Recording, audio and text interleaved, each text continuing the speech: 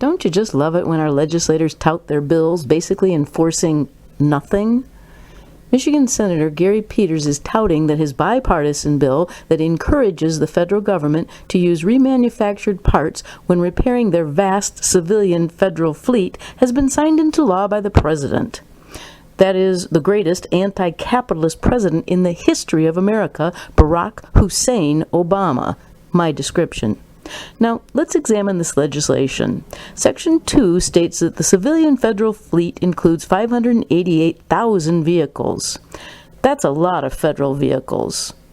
Actually, now that his legislation reveals that finding, I would like Senator Peters to provide the taxpayers of Michigan with a list of all persons who are driving one of these federal fleet vehicles, along with an explanation justifying why we, the taxpayers, should have to pay for their vehicle in the first place.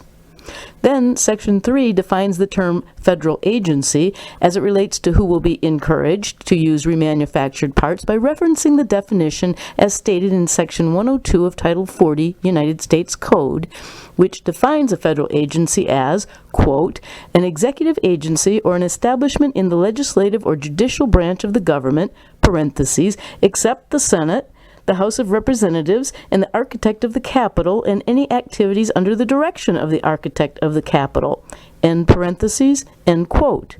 I wonder how many more vehicles would be identified as being encouraged to use remanufactured parts if the Senate, the House, and the architect of the Capitol had not been excluded from this useless legislation.